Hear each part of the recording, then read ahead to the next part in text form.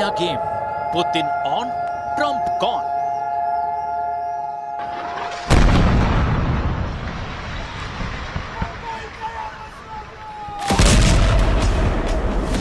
Hezbollah ने Israel की सेना पर सबसे बड़ा पलटवार किया है।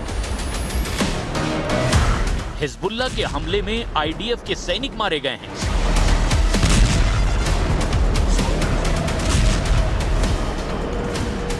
हिजबुल्लाह के इस हमले में इजराइल के कमांडर हैरान हैं और सैनिकों के बीच अफरा तफरी मच गई है।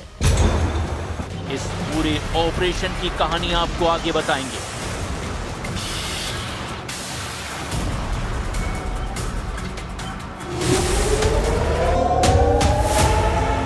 इस बीच ईरान के विदेश मंत्री अब्बास अराक्ची मॉस्को पहुंच गए हैं। क्या पुतिन ने मिडिल ईस्ट का गेम पलट दिया है? क्या रूस नया पावर सेंटर बन रहा है? क्या अमेरिका का खेल मिडिल ईस्ट में खत्म हो गया है? जंग का एपिसेंटर मिडिल ईस्ट, जहां हर चाल के पीछे एक साजिश छुपी होती है और हर साजिश के पीछे एक सुपर पावर। एक तरफ ईरान, दूसरी तरफ इजराइल, बीच में अमेरिका और अब इस पूरे खेल में डायरेक्ट एंट्री हो गई है पुतिन की। ईरान के टॉप डिप्लोमेट और विदेश मंत्री अब्बास अराक्ची सीधे रूस के राष्ट्रपति व्लादिमीर पुतिन के संपर्क में हैं। कब, कहां और कैसे ये साफ नहीं, लेकिन संकेत साफ हैं। मिडिल ईस्ट में एक नया गठजोड़ बन रहा है।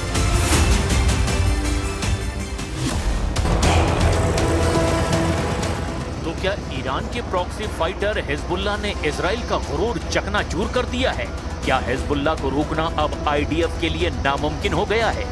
एक दिन पहले ही नेतन्याहू ने आईडीएफ को हिजबुल्लाह के खिलाफ पूरी ताकत से हमला करने का आदेश दिया था। उसके अगले ही दिन हिजबुल्लाह के लड़ाकों ने ऐसा पलटवार किया जिससे आईडीएफ के सैनिक हक्का बक्का हो गए हैं।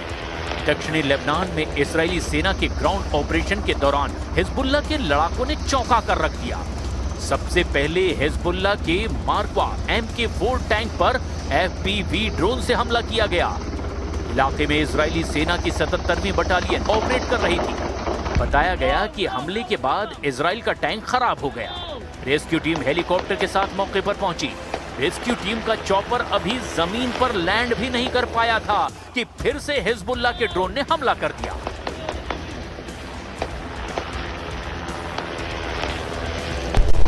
हिजबुल्लाह के इस हमले के बाद इजराइल के सैनिकों में तो कोहराम सा मच गया। ड्रोन को हैंडल करने में पूरी टीम इधर उधर भागती दिखाई दी।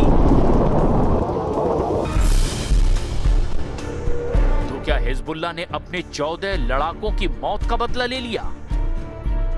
रिपोर्ट के मुताबिक इजराइल की सेना ने दक्षिणी लेबनान में धमाके किए और 14 हिजबुल्लाह लड़ाकों को मारने का दावा किया।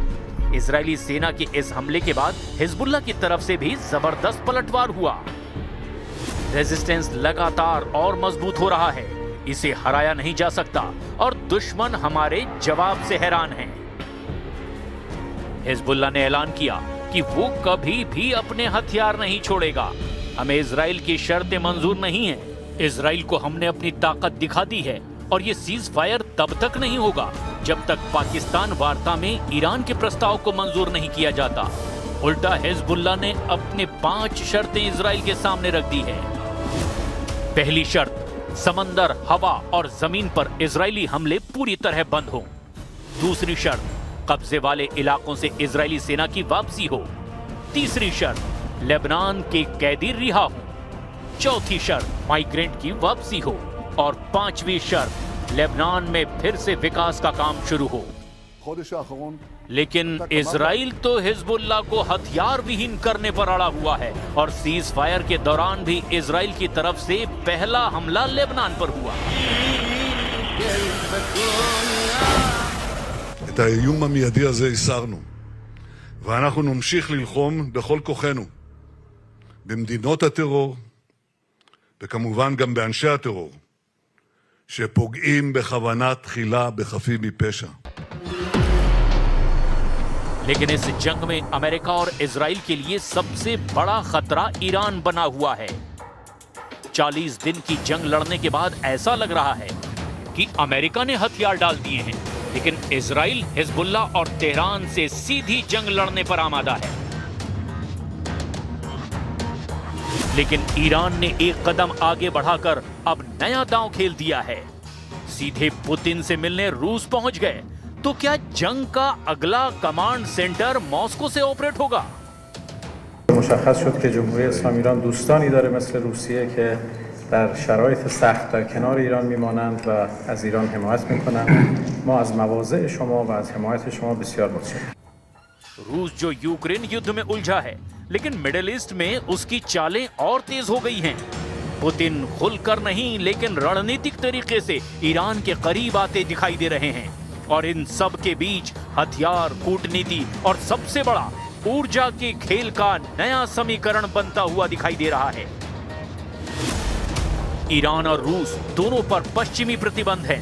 दोनों की दुश्मनी अमेरिका से है और अब दोनों की जरूरत एक दूसरे से मिलती दिख रही है। तो क्या ये सिर्फ बातचीत है या फिर एक नया एंटी अमेरिका ब्लॉक तैयार हो रहा है? Очень надеемся на то, что, опираясь вот на это мужество и стремление к независимости, иранский народ пройдет под руководством нового лидера этот сложный период испытаний и наступит мир. ईरानी विदेश मंत्री अब्बास अराक्ची पाकिस्तान और ओमान के बाद रूस पहुंच चुके हैं। मॉस्को और सेंट पीटर्सबर्ग में रूस के नेतृत्व के साथ उनकी बातचीत जंग, स्ट्रेट ऑफ हॉर्मुज और अमेरिका के साथ चल रही डेडलॉक पर टिकी है। ईरान अब रूस को अपना सबसे मजबूत स्ट्रेटेजिक पार्टनर मान रहा है, जबकि अमेरिका और तेहरान के बीच पाकिस्तान मीडिएशन फेल होने के बाद ईरान रूस की तरफ मुड़ चुका है। इसी बीच पाकिस्तान, जो कि खुद को मध्यस्थ बताता है, लेकिन अंदर खाने खेल कुछ और ही है। एक तरफ शांति की बात, दूसरी तरफ बैकडोर डील। इतिहास गवाह है, जब जब बातचीत की बात हुई, पाकिस्तान ने मोर्चे के पीछे कुछ नया खेल किया। और इस बार मिडिल ईस्ट की आग में पाकिस्तान की भूमिका संदिग्ध आखिर क्यों रही है? क्या वो सिर्फ संदेशवाहक है या फिर किसी और के एजेंडे पर काम कर रहा है? पाकिस्तान ने पिछले दिनों अमेरिका और ईरान के बीच डील कराने की कोशिश की। अराक्ची 2 बार इस्लामाबाद गए, लेकिन अमेरिका ने अपने प्रतिनिधियों का दौरा रद्द कर दिया। ईरान का आरोप है कि अमेरिका डील के नाम पर धोखा दे रहा है। तेहरान का दावा है कि पाकिस्तान के जरिए बातचीत अमेरिका के लिए सिर्फ वक्त खरीदने का तरीका है, जबकि ईरान हॉर्मुज स्ट्रेट पर अपना कंट्रोल नहीं छोड़ना चाहता। एक तरफ पुतिन, जो चुपचाप अपना गेम प्लान बना रहे हैं, तो दूसरी तरफ ट्रंप हैं, जो दबाव में हैं। इस बीच ईरान, जो झुकने को तैयार नहीं है, और ऊपर से हॉर्मुज का खतरा। زیاده‌خواهی که انجام دادن و رویکردهای غلطی که اتخاذ کردن لازم بود که برای بررسی آخرین وضعیت ما مشورت‌هایی رو با دوستانمون در پاکستان داشته باشیم.